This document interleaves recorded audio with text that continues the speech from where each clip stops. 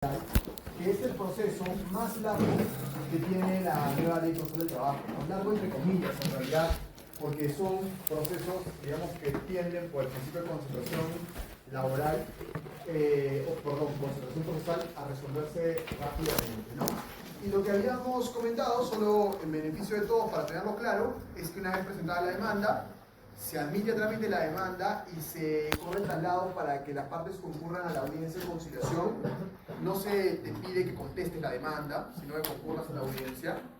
En el acto de la audiencia, luego de la acreditación de las partes, se suspende la grabación en audio y video con el propósito de que se fomente la conciliación entre las partes, ¿sí? Y lo que les había comentado es que la conciliación implica que el juez pueda incluso prejuzgar o adelantar opinión sin ningún problema, sin que ello no se tome como prejuzgamiento o un adelantamiento de opinión de cara eventualmente a lo que venga.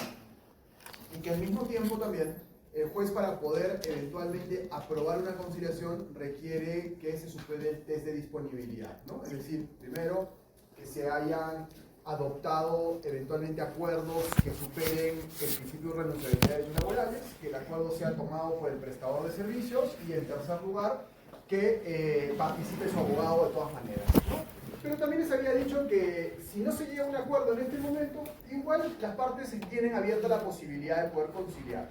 ¿Hasta cuándo? Hasta antes que se notifique la sentencia definitiva en el proceso. Podría ser incluso hasta instancia casatoria, como les había comentado. Y si las partes se animan a una conciliación, simplemente tienen que pedirle al juez una audiencia y el juez tiene la obligación de dar esa audiencia, ¿no? Y como les mencioné, es una buena forma de terminar el proceso, ¿no? Porque si se llega a un acuerdo conciliatorio, el proceso concluye con declaración sobre el fondo. Eso tiene los efectos de una sentencia. ¿De acuerdo? Y este acuerdo puede ser total o puede ser parcial. ¿Estamos?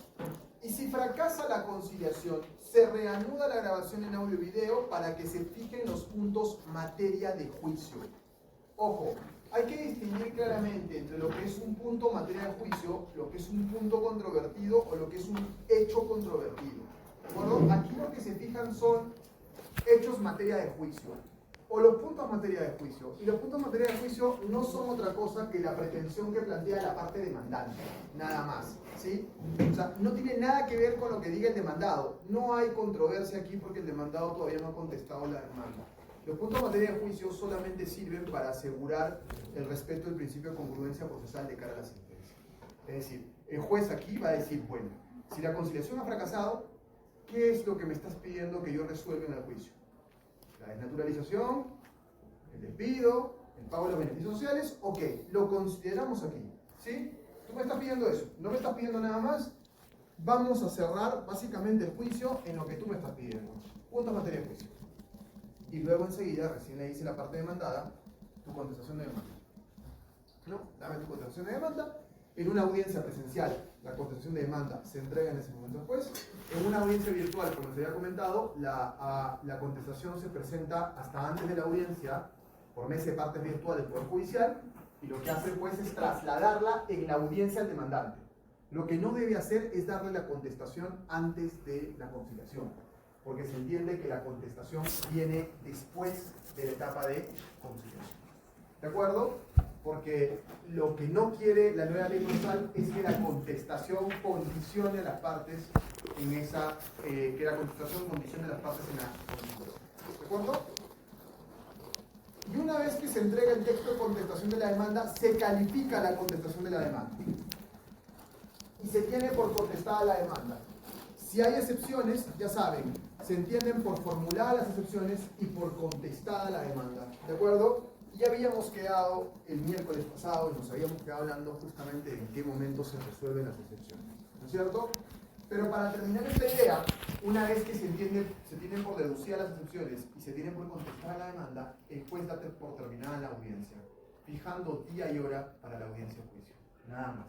Eso es todo lo que pasa en una audiencia de conciliación. Ahora vamos a ver algunas vicisitudes adicionales, o sea, más complicaciones, pero a priori este es como el esqueleto general. ¿De acuerdo? En el caso de un funcionario público que es trabajador en una entidad, ¿también si podría llegar la conciliación? Depende, porque recuerda que si el trabajador funcionario público trabaja para una entidad pública, eso no se va a tramitar ni siquiera con este proceso, ¿no? Se va a ir un contencioso y en el contencioso no hay espacio de conciliación. Entonces, claro, solo va a haber conciliación si es que el trabajador público labora para una entidad privada. O sea, para una entidad pública, pero que contrata con el régimen privado, me corrijo, ¿no? En cuyo caso sí se puede llegar a una conciliación. O sea, ¿SUNAT puede llegar a una conciliación? Sí. Registro público, sí. Por judicial también. Pero recuerda que si es público por un CAS, ni siquiera va a pasar por esto, ¿no? Porque será otra historia, la historia del curso de administrativo 2. O sea, ya todo se va a encaminar por el contencioso.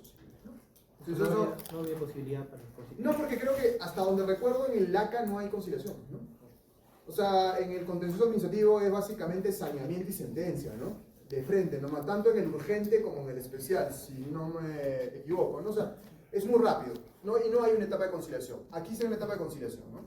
Entonces, claro, solo se va a poder conciliar si el trabajador público está en una entidad del régimen privado, pero si no, no se va a poder, ¿no? Porque no va a ser por este camino. ¿Estamos? Perfecto. Ahora, existe una posibilidad que voy a analizar después, pero no quiero dejar en el aire, que es que el juez puede decidir adelantar el juzgamiento en esta etapa. O sea, puede prescindir de la etapa de juzgamiento y sentenciar. Eso se llama juzgamiento anticipado. ¿Pero en qué momento lo va a hacer? Eso lo vamos a ver después. ¿De acuerdo? Eso lo vamos a ver después. Ahora, algo que quiero que tomen en consideración, que es lo que puede ocurrir en la audiencia. A ver, ¿qué pasa si ninguna parte va a la audiencia? O sea, se convoca a la audiencia para mañana 17 de junio a las 10 de la mañana y 10 y 3 no hay nadie en la sala de audiencias, ¿ya? Ya sea virtual o ya sea presencial, ¿no? Si no hay nadie, lo que hace el juez es dar por fracasada la audiencia, no se lleva a cabo la audiencia por inasistencia de las partes, y si en 30 días calendario ninguna de ellas pide una nueva fecha, el proceso concluye, pero sin declaración sobre el fondo. ¿Ya? El proceso concluye. Ojo, no abandono, no sustracción de la materia, simplemente una conclusión por inasistencia de las partes. ¿Estamos? ¿Ya? Ahora, obviamente, por ejemplo, cuando estás impugnando un despido, que son 30 días hábiles que tienes, y no vas a la audiencia, probablemente si quieres volver a interponer una demanda, ya tu derecho era caducado. Hay que tener cuidado. Por eso, ¿qué pasa a veces, no? Cuando el demandado está en audiencia y el demandante no ha llegado, ¿qué hace el demandante? Ya se desconecta, ¿no? O no va. Pero luego explicar un poco eso. En principio las partes no van. Ahora, ¿qué pasa si las partes no van, pero dentro de los 30 días el demandado no creo, pero no puede ser, el demandante pide una nueva fecha? Se la dan simplemente. Ojo, no tiene que justificar por qué no fue la primera vez, ¿eh?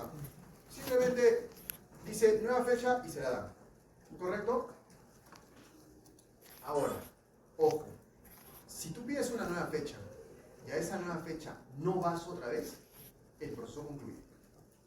Ya no hay una segunda oportunidad para volver a pedir otra vez una nueva audiencia, ¿no? O sea, tú no fuiste, tienes 30 días para pedir una nueva fecha.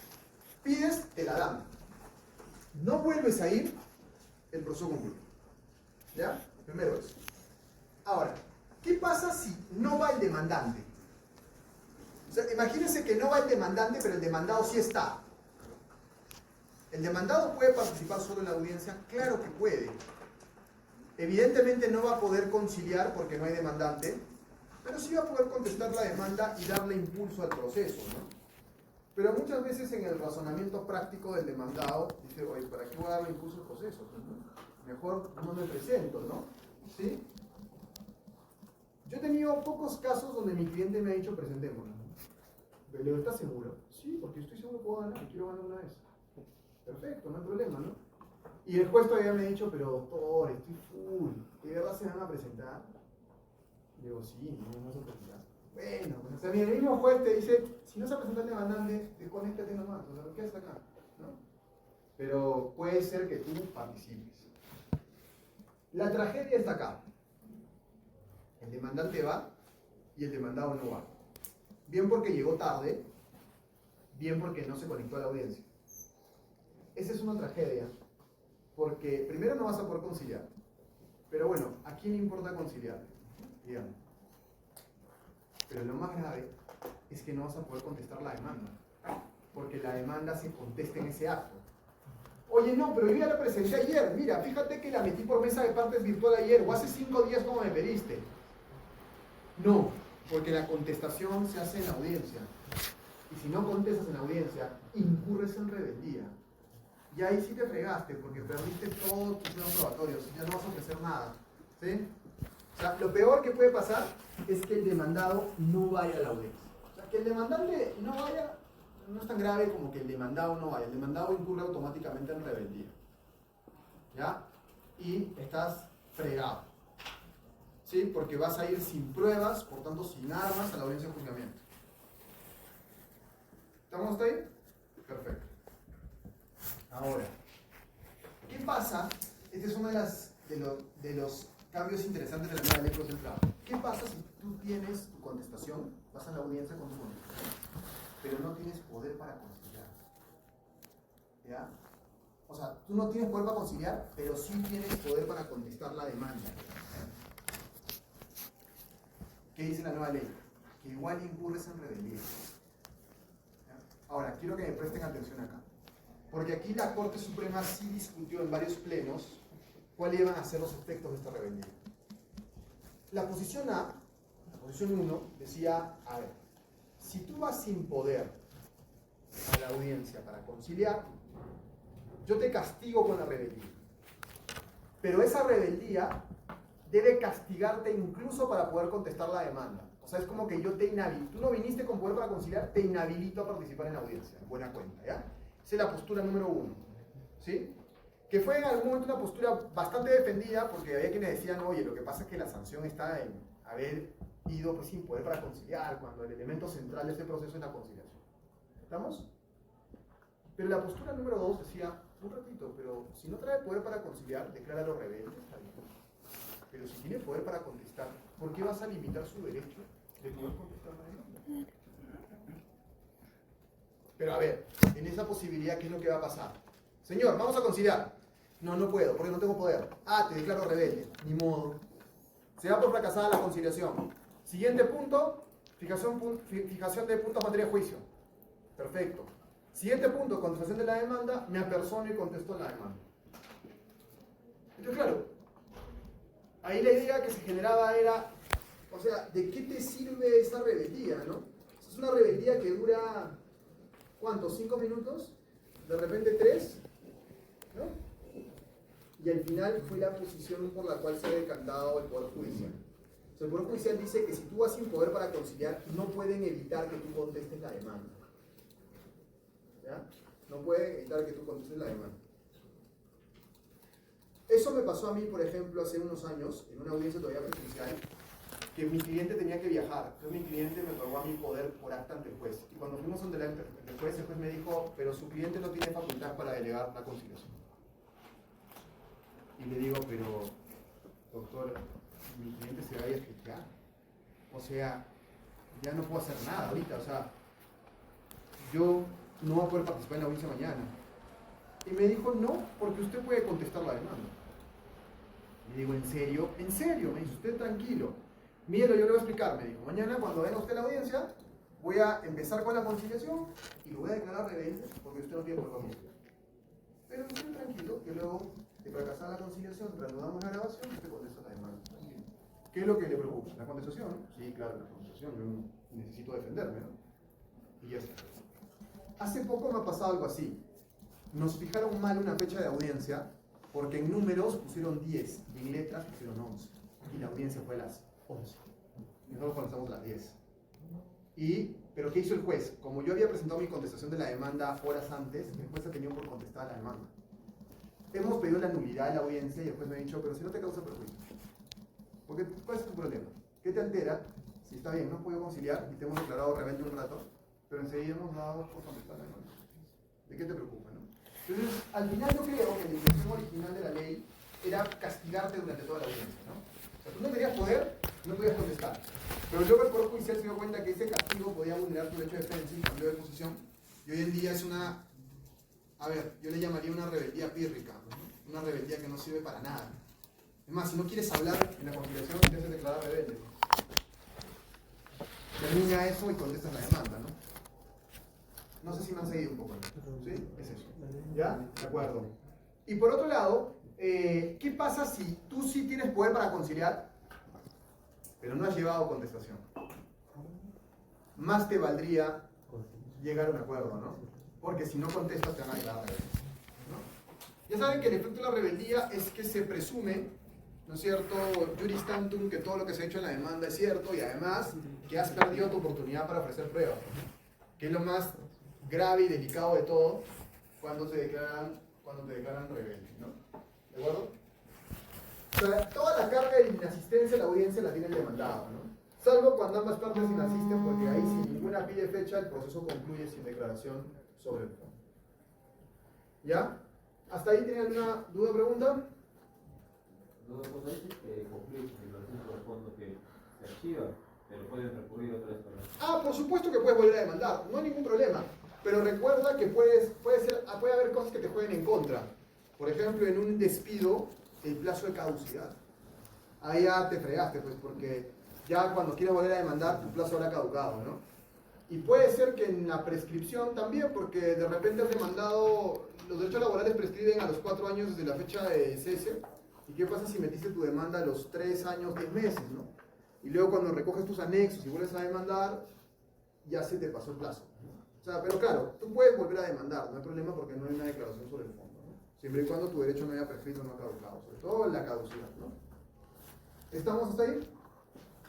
Ya, perfecto entonces. Ahora, vamos a hablar un poco de la audiencia de juzgamiento. En el proceso laboral, todo pasa en la audiencia de juzgamiento, es decir, el momento central del proceso laboral es la audiencia de juzgamiento. Yo les decía el miércoles pasado que todos los procesos tienen etapa pues, postulatoria, probatoria, decisoria, ¿no? Gran parte del proceso laboral y gran parte de las etapas del proceso se dan en la audiencia de juzgamiento, que es la audiencia más importante de todas. ¿De acuerdo? Bien, fíjense acá. La audiencia de juzgamiento tiene que llevarse a cabo dentro de los 30 días hábiles siguientes a la audiencia de conciliación. ¿Sí? Por carga procesal puede ser más. A veces, los juzgados de Arequipa no están demorando mucho. Por ejemplo, audiencias de conciliación de hoy día me han fijado fechas de audiencia en juzgamiento para fines de agosto. No es mucho, no están tan atrasados. En algún momento han estado atrasados más de un año, ¿no? Por la carga de los juzgados. Pero ahora están más o menos rápido. Entonces, en 2 meses tienes tu fecha de audiencia de juzgamiento. ¿De acuerdo? Ojo, ¿qué pasa si las partes no van a la audiencia de juzgamiento? Pasa exactamente lo mismo que en la audiencia de conciliación. Si en 30 días nadie pide fecha, pues eso termina. ¿Qué pasa si solamente va el demandante? La audiencia de juzgamiento puede avanzar con él. ¿Qué pasa si solamente va el demandado? La audiencia puede avanzar también solo con él.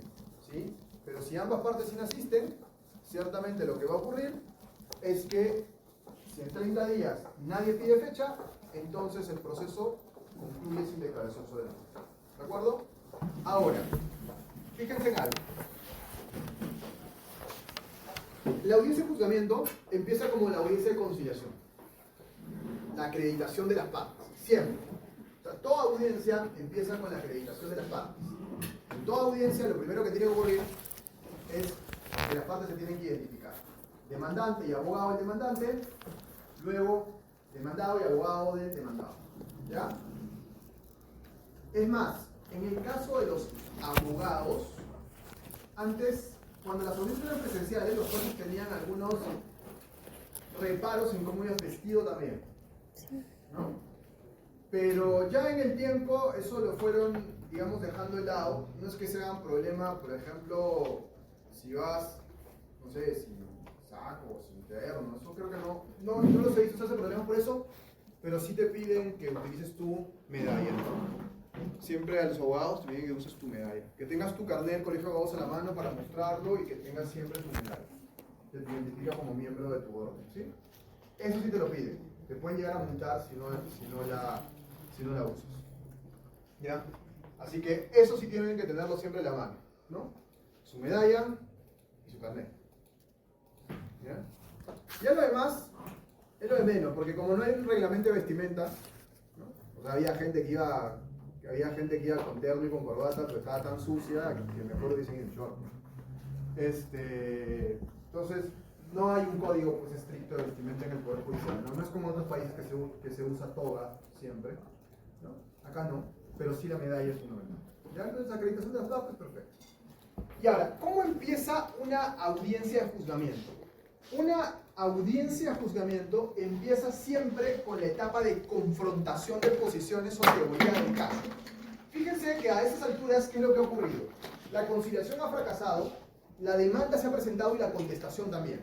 Por tanto, la demanda ya la ha podido revisar la parte demandada y la parte demandante ha revisado también la contestación de la demanda de la parte demandada, ¿no? O sea, han revisado ya, han preparado su audiencia, eso está clarísimo, pero ha llegado el momento de empezar la audiencia de juzgamiento.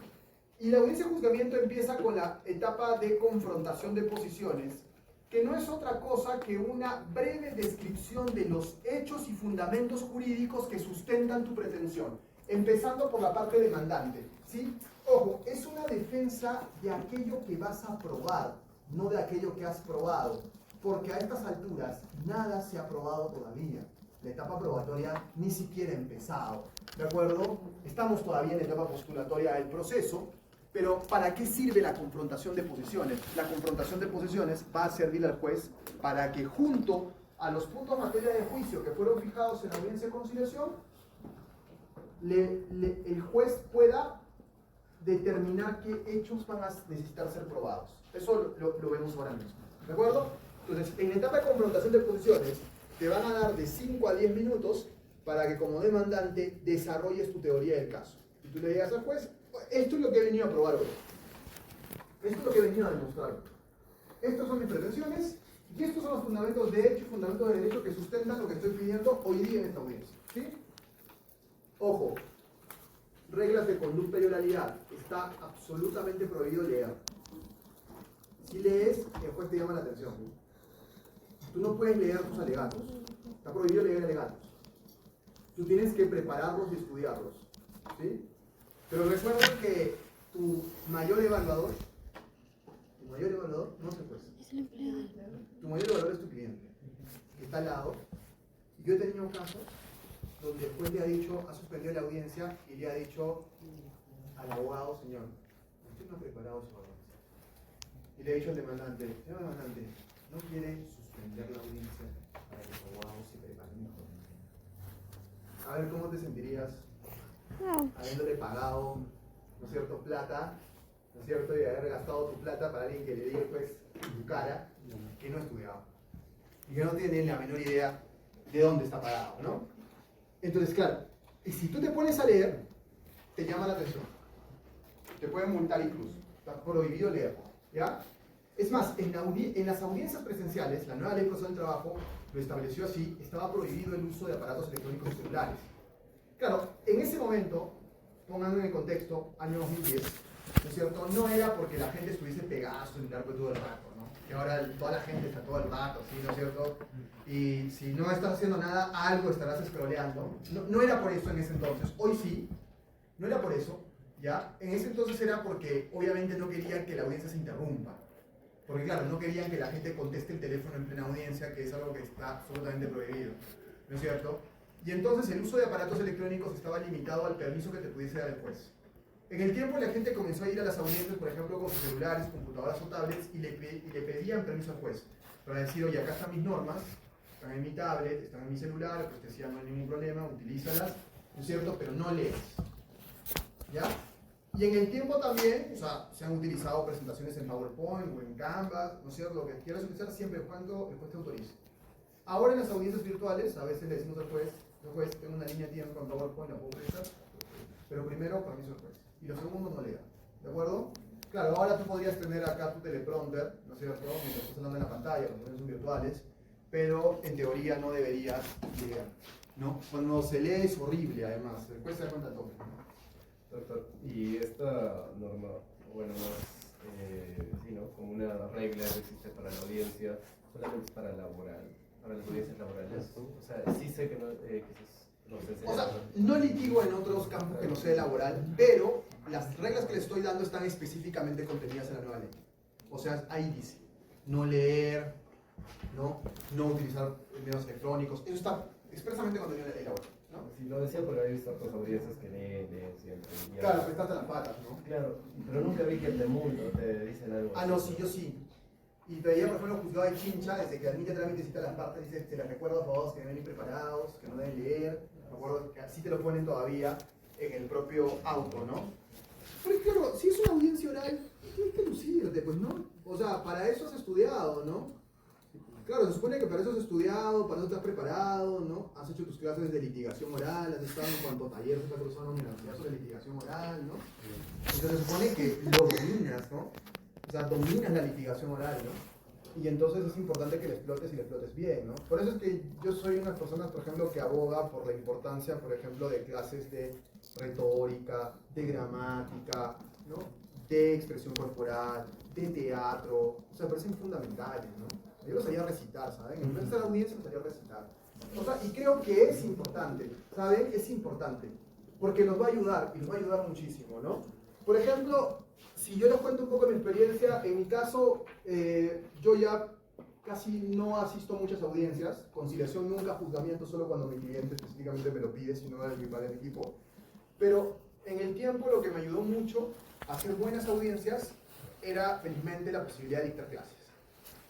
¿No es cierto? Porque como dicto clases todos los días, entonces todos los días me entreno un poquito, ¿no? Y trato de no leer, ¿no? Porque se han dado cuenta que no hay nada más aburrido que alguien se ponga a leer, porque además si lees mal, lees lento. Cuando ustedes leen, en silencio leen más rápido, es aburridazo cuando alguien te está leyendo las diapositivas, ¿no?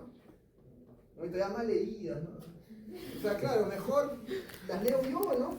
Entonces, claro, es mejor que tú entrenes esa habilidad de poder utilizar esta ayuda para poder expresarte, ¿no? Y claro, dejarte entender, pues, ¿no? Que la gente te entienda, ¿no? Que entienda lo que estás diciendo, que puedas transmitir correctamente el mensaje, ¿no? Sucinto, claro, y ya está. Pero leyendo no te ayuda. ¿Ya? Entonces, confrontación de posiciones. El demandante va a explicar su teoría del caso, ¿correcto? ¿Y qué va a hacer el demandado? Hacer lo propio. El demandado también va a tener un espacio para expresar su teoría del caso. Y aquí es donde viene un tema que habíamos comentado el miércoles pasado. Esto no lo dice la nueva ley procesal del trabajo, pero es la práctica común en todos los juzgados laborales en el Perú. En la parte de la confrontación de posiciones es donde le piden al demandado que oralice su excepción. Si has planteado una excepción procesal, es aquí donde el demandado le dice, presenta tu teoría del caso y oraliza la excepción. Entonces, si vas a presentar una excepción de incompetencia, de falta de legitimidad para orar, o la que te hayas presentado, tienes que oralizarla acá. ¿Sí? Y si hay medios probatorios de la excepción, tienes que ofrecerlos aquí también. Acá tienes que hacer referencia a esos medios probatorios de la excepción. ¿Estamos? ¿Y qué va a hacer el juez? En ese rato le va a correr traslado al demandante y le va a decir, ¿qué tienes que decir de las excepciones que ha planteado la parte demandada? Porque recuerden que las excepciones solo las puede plantear el demandado. O sea, no existe posibilidad alguna de que una excepción la plantee un demandante. Una excepción siempre la plantea un demandado. ¿De acuerdo? Entonces siempre tiene que ser un demandado. Entonces esto va acá. ¿Sí? Esto va acá. Una pregunta, también entiendo que bueno, no hay un saneamiento probatorio como audiencia, ¿no? Entonces, los abogados con sus alegatos, generalmente a nosotros nos enseñan también que presentamos nuestra teoría del caso, hecho, fundamento de derecho, fundamento de derecho y consumo de probatorio. Al no haber todavía la publicidad de los medios probatorios por parte del juez, nosotros tenemos carta libre para expresar los medios probatorios que nosotros creamos convenientes para probar el hecho. No en realidad, porque lo vamos a ver aquí en la parte de cuestión probatoria, pero vamos a ver que los medios probatorios siguen un orden. Pero en la confrontación de posiciones, en este momento, ¿cuál es el estatus del medio probatorio? En la confrontación de posiciones, el medio probatorio ha sido ofrecido. Porque recuerden que los medios probatorios se han ofrecido o con la demanda o con la contestación de la demanda. ¿Sí? Pero en el momento en que se hace la confrontación de posiciones más, todavía no se han admitido. Por tanto, en la confrontación de posiciones no te refieres a los medios probatorios todavía. Luego vas a tener un espacio para ello, pero no en este momento todavía. ¿Ya? ¿De acuerdo? Entonces, fíjense, empiezo con la acreditación de las partes, confrontación de posiciones, incluyendo la argumentación o la fundamentación de las excepciones y el traslado de las excepciones si es que han sido planteadas por la parte demandada. ¿De acuerdo? Lo que sí está claro es que, como les decía el miércoles pasado, no hay una etapa de saneamiento procesal. O sea, no hay un momento que el juez diga, voy a resolver las excepciones y voy a declarar saneado el proceso y por tanto voy a establecer la existencia de una relación jurídica procesal válida. Eso no va a pasar. No en el proceso laboral al menos, ¿ya? En ningún escenario. Solamente lo que va a hacer acá es avanzar con las excepciones. Y no las va a resolver. No las va a resolver todavía. ¿De acuerdo? Con eso acaba la etapa de confrontación de posiciones. ¿Hasta ahí está claro? ¿Sí? Sí, está claro. Entonces, claro, fíjense la lógica. Yo ya he escuchado lo que la parte demandante tiene que decir y he escuchado lo que la parte demandada tiene que decir. Entonces lo que va a hacer el juez es introducirse en la etapa de saneamiento probatorio. ¿Ya? Saneamiento probatorio. Todavía no actuación probatoria. Saneamiento probatorio. ¿Qué haces en el saneamiento probatorio? Admites pruebas. ¿De acuerdo? Admites pruebas. Pero, hay que ver un par de cosas. Déjame moverme por acá. Y vamos aquí. Fíjense. Después de la confrontación de posiciones, va a empezar la etapa de saneamiento probatorio. Es decir, la etapa de admisión de medios probatorios, ¿correcto? ¿Y en qué consiste el saneamiento probatorio? Primero, el juez enuncia aquellos hechos que no requieren ser probados, que no requieren actuación probatoria. ¿De acuerdo? ¿Y por qué habría hechos que no requieren ser probados? Primero, porque pueden ser hechos admitidos. De ahí la importancia de dos cosas. La importancia de que en la contestación de la demanda te pronuncies sobre cada uno de los hechos alegados en la demanda y la importancia de tu confrontación de posiciones. Porque si el juez escucha en la confrontación de posiciones que tú dices, yo he sido trabajador de la empresa desde el año 2024 al año 2025, y la otra parte dice, sí, esta persona fue trabajador de la empresa entre el año 2024 y 2025, el juez va a decir, para mí no es un hecho necesitado de prueba acreditar la existencia de una relación laboral ni acreditar la fecha de inicio y fin de la relación laboral. ¿Te encuentras? ¿Para qué vamos a probar la existencia de una relación laboral si la parte lo está diciendo y la otra lo admite? Pero en tu confrontación y en tu demanda tú has dicho, oye sí, pero a mí mi vínculo laboral terminó el día 16 de junio por despido. Y no me dejaron entrar. Y la otra parte dice, el 16 de junio el vínculo laboral terminó por vencimiento de contrato.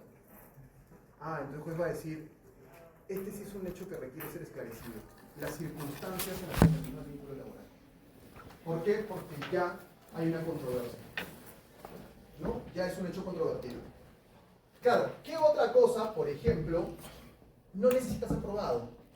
Un hecho que haya sido presumido por ley. Estoy hablando de las presunciones no juris tantum, que son las que admiten pruebas contrarias, son las presunciones jure et de jure, ¿no es cierto? Las presunciones, digamos, que no admiten prueba en contra. ¿En laboral conocen alguna? A ver si se acuerdan. Una presunción jure et de jure en laboral, que ya hemos visto en laboral 1. Cuando despides a una embarazada. No, ese es juris tantum. Es juris tantum. O sea, se puede presumir que ha sido por el embarazo, pero puedes probar que no. No, una jure de jure. Que no admite prueba en contrario. ¿Nada? Ya yo les hago acordar. La negativa del trabajador de someterse al dosaje etílico supone una aceptación jure de jure que estás en estado de olvidado. Entonces, claro, ¿de qué te sirve llegar a querer probar, ¿no es cierto?, de que el trabajador no estaba en estado de olvidado, ¿no?, si lo que tú tienes es la negativa del trabajador a someterse al dosaje etílico? Esa es una prueba, es una presunción legal, por lo tanto es una presunción jure de jure, ¿no? Entonces, claro, eso no requiere ser probado. Los hechos que hayan sido reconocidos en una resolución judicial con calidad de cosa juzgada O sea, hechos probados en otro proceso de calidad de cosa juzgada. Yo no estoy hablando de ofrecer procesos judiciales en trámite, eso tiene un procedimiento.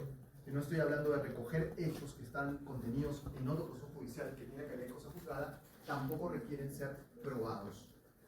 Y tampoco requieren ser probados los hechos notorios o de pública evidencia, ¿no? O sea, no requieres eventualmente probar que el sol sale por el este y se pone por el oeste, ¿de acuerdo? O sea, eso no requiere ser probado, ¿no? O aquellos hechos que son públicos o que son hechos evidentemente, digamos, notorios.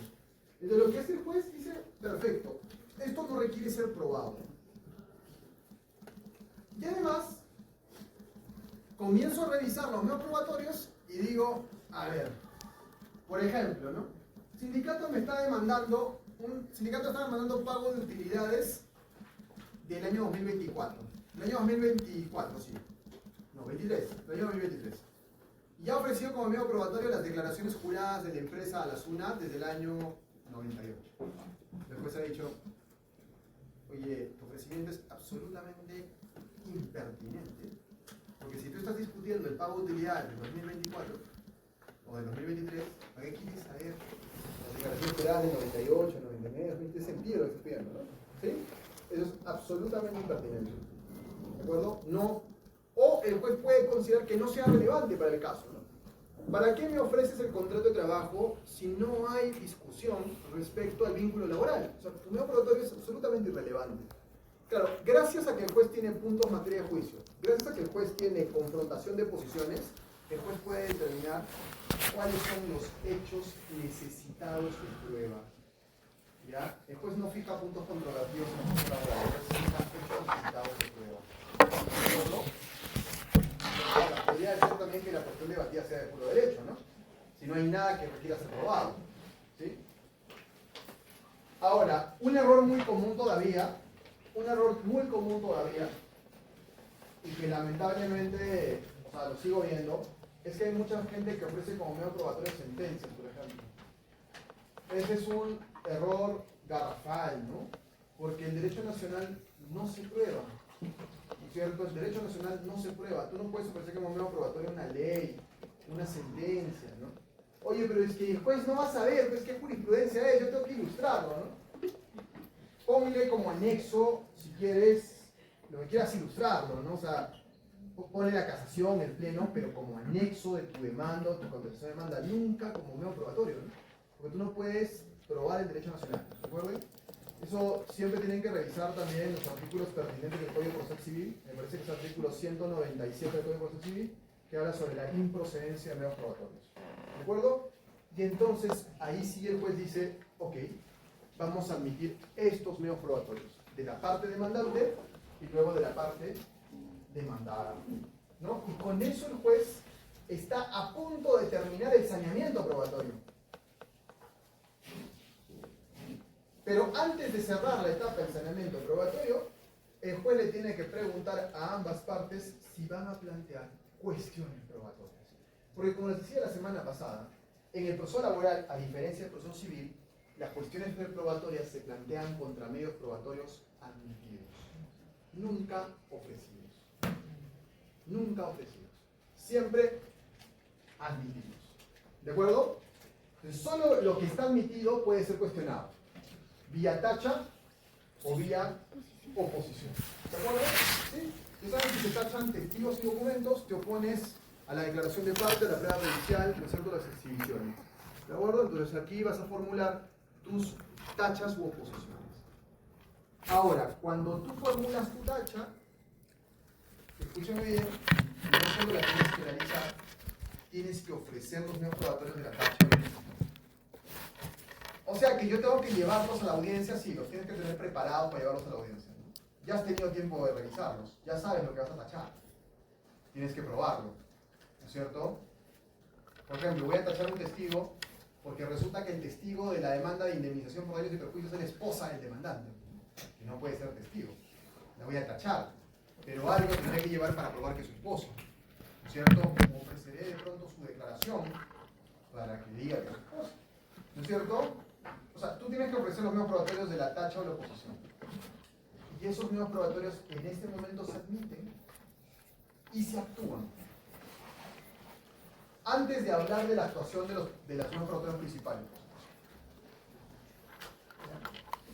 El único detalle, que a mí me parece otro pésimo error de la ley de proceso del trabajo, es que por más evidente que sea la tacha o la oposición que hayas formulado, los nuevos probatorios tachados o cuestionados, mejor dicho, igual se actúan. Porque las tachas y oposiciones se resuelven en la sentencia. Y esto sí me ha traído serios problemas porque me ha pasado esto de que ha ido a declarar la esposa al trabajador, no puede declarar, ¿no? Y se pone a llorar, que mi esposo no es el mismo, ¿no? Y me dice, pero, ¿qué le va a preguntar? Me dice, ¿usted qué le va a preguntar? Digo, ¿qué le voy a preguntar? O sea, si lo he tachado y esto no se va a tomar en consideración. Y efectivamente, no se le ha tomado en consideración, pero que ustedes creen que después no se va a ver afectado por una persona que está llorando en la audiencia. O sea, obviamente eso, ya, pues, va a quedar fundada la tacha, pero por otro lado va a quedar fundada la demanda, ¿no? O sea, ese es un problema Juan, de la ley, ¿no? Las excepciones se resuelven de cara a la sentencia. Tachas y oposiciones se resuelven conjuntamente con la sentencia, ¿no? O sea, por ratos avanza bien y por ratos tiene este tipo de cosas la nueva ley, ¿no? Entonces, con eso, eventualmente ha terminado, digamos, la etapa de saneamiento probatorio. Y recién allí ha terminado la etapa postulatoria. ¿Se dan cuenta? O sea, estás en plena audiencia de juzgamiento y recién ha terminado la etapa postulatoria. Porque ya hay demanda, ya hay contestación de la demanda, ya hay conciliación y ya hay saneamiento probatorio. ¿Sí? Y por tanto, ahora sí, en la misma audiencia, avanzas el siguiente paso, y el siguiente paso es la actuación probatoria. ¿Ya? Ahora, para hablar de la actuación probatoria, ¿ya?, quiero un poco conversar con ustedes sobre los medios probatorios en el proceso laboral.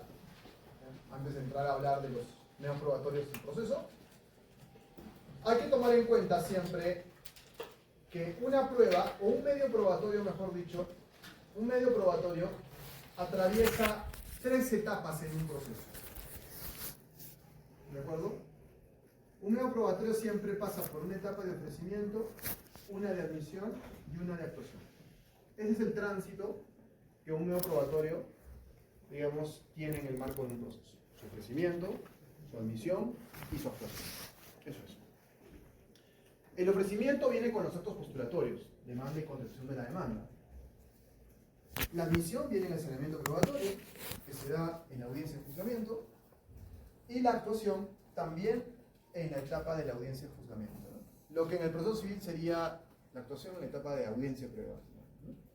En el proceso penal, ni me pregunten, ¿eh? ¿El proceso civil?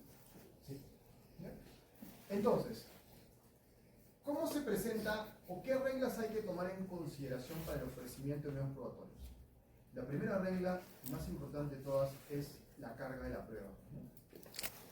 Recuerden que, digamos, este principio que se llama onus probandi, ¿no?, establece que aquel que alega un hecho, que lo pruebe. Aquel que alega un hecho, deberá probarlo, ¿no? Y no se olviden algo muy importante, ¿no? Alguna vez nos preguntan y nos dicen, oye, ¿qué diferencia hay entre que una demanda se declare improcedente o infundada, ¿no? Claro, son ya terminología de abogado, ¿no?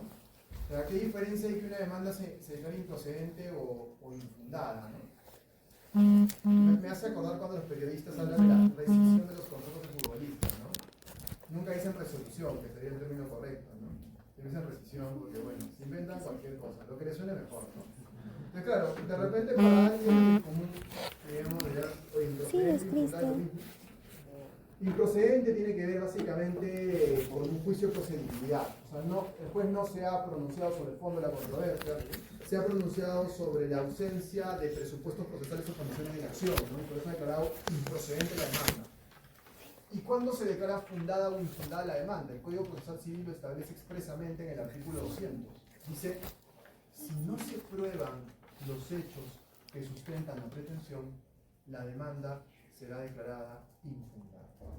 Entonces, la infundabilidad o fundabilidad tiene que ver con la probanza de los hechos. ¿De acuerdo? Y por tanto, digamos, eventualmente, si no se prueban los hechos, la demanda se declara infundada. Si se prueban los hechos, la demanda se declara fundada o fundada en parte.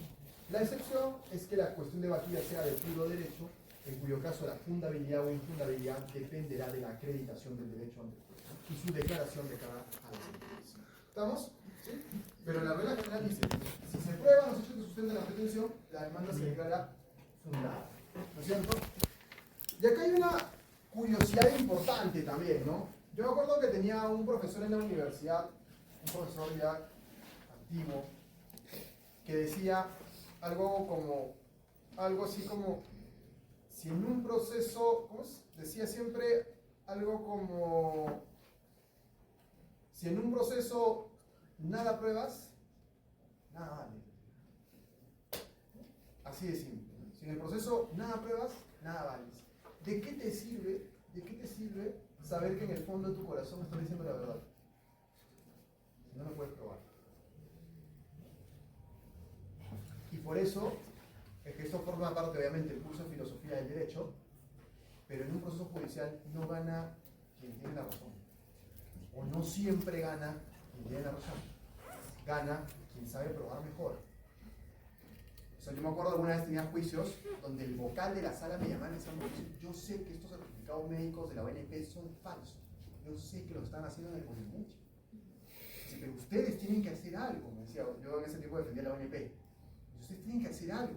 O sea, yo no voy a declarar, pues, infundada la demanda porque tú me dices que tu documento es falso. Tienes que probarlo, ¿no? Ustedes tienen que hacer algo en ese hospital. O sea, tienen que denunciar a los médicos. A la larga los denunciaron y los metieron a la cárcel. En este hospital daban certificados médicos que decían que tenías hipoacusia, que tenías neumoconiosis, y la gente pedía pensiones por enfermedad profesional a diestra y siniestra. Era un desfalco total al Estado, ¿no? Pero sí recuerdo mucho esta conversación con el vocal de la sala que decía, pues, o sea, pero si tú no lo pruebas, yo no voy a declarar el derecho a tu favor, ¿no? Yo sé que ustedes están diciendo la verdad, y yo te creo, pero ¿cómo te doy la razón? ¿No? Y por eso decía, pues, o sea, en un proceso, ¿no? Si nada pruebas, nada vales. Ya está, así de simple, ¿no?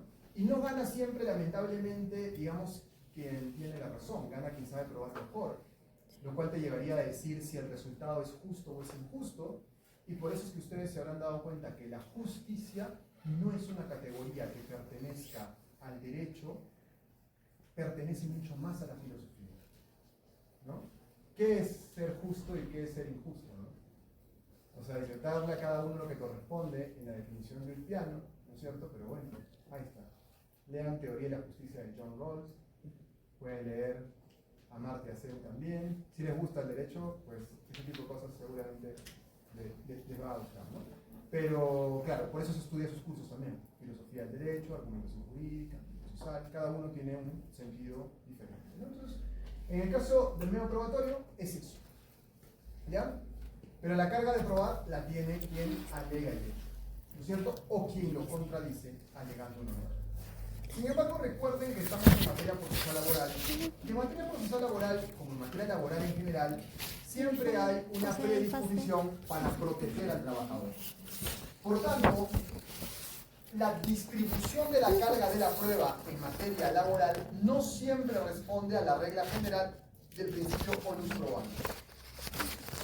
Hay una distribución que hace que el trabajador tenga la carga de probar algunas cosas, pero el empleador tenga la carga de probar otras, ¿no? La carga no siempre está con el trabajador, sino que hay un reparto de la carga probatoria hacia el empleador, ¿no? ¿Y qué tiene que probar el trabajador? Bueno, el trabajador tiene que probar primero la existencia de una fuente normativa que justifique obviamente su derecho, que sea distinta a la de origen legal o constitucional. Les acabo de decir que el derecho nacional no se prueba. Por tanto, el trabajador no tiene la obligación de probar la existencia de una ley, ni probar la existencia de la Constitución, ciertamente, no lo dice, pero dice que tiene que probar la existencia de una fuente normativa de un derecho de origen distinto al legal o constitucional. Por tanto, vamos a laboral 1, ¿no? principios y fuentes del derecho del trabajo y dígame cuál es una fuente no normativa del derecho laboral que reconocería, por ejemplo, beneficios al trabajador. El convenio colectivo, por ejemplo. El contrato de trabajo, por ejemplo. La costumbre. Entonces, quien tiene que acreditar eso, la fuente normativa del derecho alegado, pero que su origen sea distinto al legal o al constitucional, es el trabajador. ¿No? Tú te consideras beneficiario del convenio colectivo, acredita su existencia. ¿Estamos? En el caso, bueno, en primera fase, veíamos los casos de sindicato contra otro sindicato. Pues ahí no se ve la figura del trabajador del empleador, sino se ve también un proceso ordinario que tenemos trabajador como trabajador. En ese caso, ¿cómo funciona la carga de la prueba? ¿No? Porque, digamos, Pues están equiparados, dices. un sindicato mayoritario o un sindicato minoritario es demandado por un mayoritario, debe probar la existencia del convenio colectivo. Claro, o sea, definitivamente, ¿no? Pero no solamente porque la ley te lo imponga o porque el código te lo imponga, sino ¿cómo vas a sustentar tu derecho si no presentas el convenio colectivo? ¿No? O sea, si tú estás diciendo que el convenio colectivo establece determinada cláusula que te favorece, lo mínimo es que lo ofrezcan. O pidas en todo caso su exhibición, ¿no? Si no lo tienes, podrías ofrecer su exhibición, ¿no? O podrías pedir también que el Ministerio de Trabajo lo exhiba, porque los convenios colectivos tienen que ser puestos en conocimiento del Ministerio de Trabajo. Pero también puedes pedir al Ministerio de Trabajo que lo oficie y lo mande, ¿no? Pero sí tendrías que hacerlo, ¿no? El trabajador también tiene que probar el motivo de la nulidad que alega. Es decir, cuando tú alegas un despido nulo, ¿no es cierto?, por afiliación al sindicato, por estado de gestación, si bien hay una presunción juris tantum, es el trabajador el que tiene que alegar el motivo, ¿no? Me han despedido por ser gestante, por ser dirigente sindical, mira que yo me afilié al sindicato y a los 3 días me despidieron, ¿no? Tú también tienes que acreditar como trabajador el acto de hostilidad padecido, ¿no? Oye, la rebaja inmotivada de la remuneración, la rebaja de la categoría, el traslado del trabajador del centro de trabajo, y por supuesto en las demandas de daños y perjuicios tienes que probar el daño, ¿no? No hay una inversión de la carga de la prueba en el daño, ¿no? Por ejemplo, en la legislación laboral española sí, el artículo 96.2 de la ley reguladora de la jurisdicción social española invierte la carga de la prueba del daño, se la carga toda al empleador, pero aquí en el Perú el trabajador tiene que probar la prueba del daño, ¿ya? ¿Y qué tiene que probar el empleador? Si el trabajador dice que le deben, quien tiene que probar que no le debe es el empleador. El trabajador puede lanzar la piedra y decir me deben. Y quien tiene que probar que no le debe es el empleador.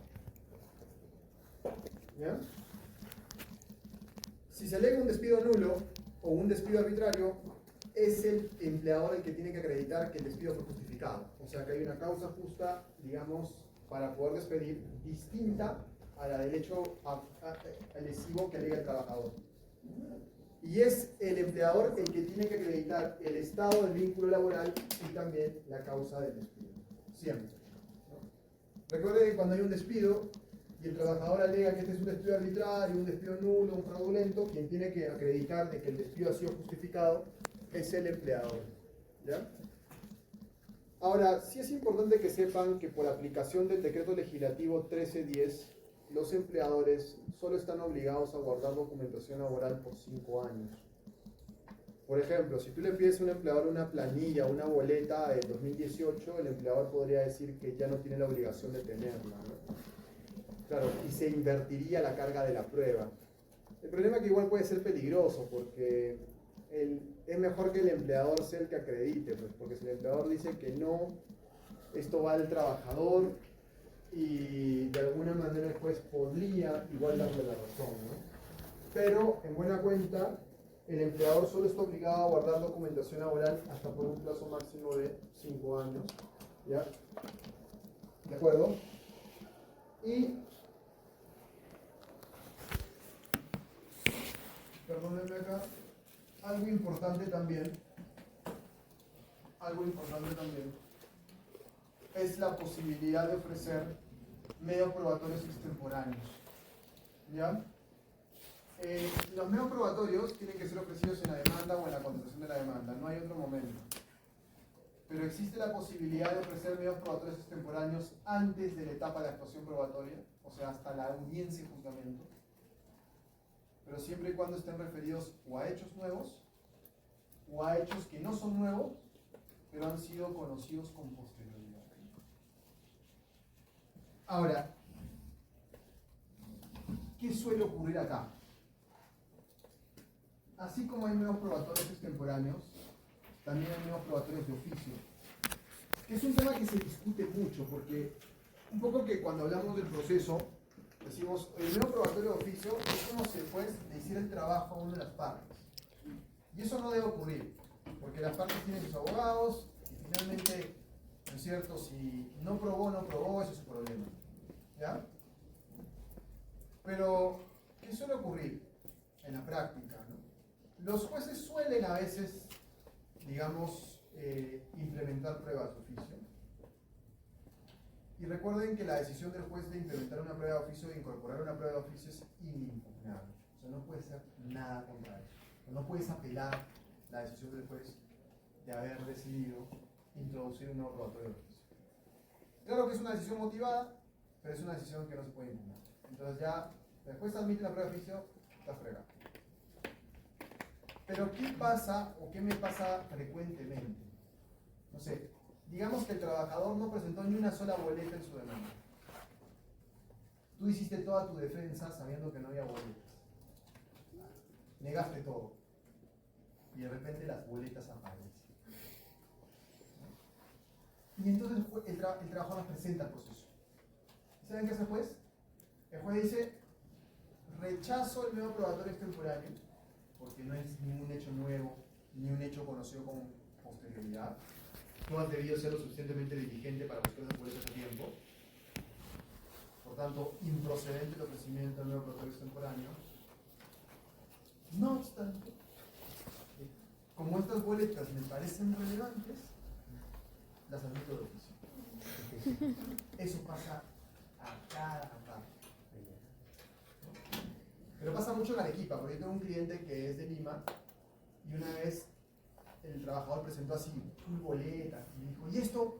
Ya estamos en la audiencia, supongo que no van a admitir. Y yo le dije, mira, no te sorprenda y pase lo que les acabo de decir. Dicho y hecho. Rechazó un otro extemporáneo y al toque las admitió. Lo bueno es que igual quedé bien con mi cliente y digo, sí, pues justo lo que me dijiste, justo lo que me dijiste. Se nota que conoces la plaza, ¿no? Sí, le dije eso. Yo le dije, esto es lo que va a pasar y eso es lo que pasó, ¿no? O sea, igual mal porque eran unos probatorios que no hubiésemos querido que estén en el proceso, pero al menos bien porque le dije antes, dije, mira, no te sorprenda que haga esto. Así son en Arequipa, eso es lo que hacen. ¿Serio? Sí, esto va a pasar. Y pasó. Pues rechazó el medio probatorio extemporáneo y enseguida lo admitió de oficio. Y eso a veces te pone también en una desventaja, porque tú has construido tu contestación de la demanda pensando en determinados hechos acreditados, y que de pronto te comiencen a sacar hechos debajo de la manga, ¿no es cierto? Te descoloca, pues, ¿no? Y quién sabe si no era la estrategia del demandante, ¿no? Guardarse el medio probatorio, sabiendo que el juez igual se lo va a admitir, en el momento en que lo meta, ¿no? Obviamente, antes de la etapa procesual. ¿Estamos? Entonces, pero ciertamente esto de los no probatorios de oficio es un tema bastante polémico, ¿verdad? Ahora, fíjense aquí. Hablemos un poco de la actuación probatoria. Pero si quieren vamos a una pausa, vamos una hora conversando, ¿ya? Vamos a tomar unos, no mucho, unos 5 o 7 minutos y retomamos a las 6:37, 38, ¿sí? Para seguir esta acción.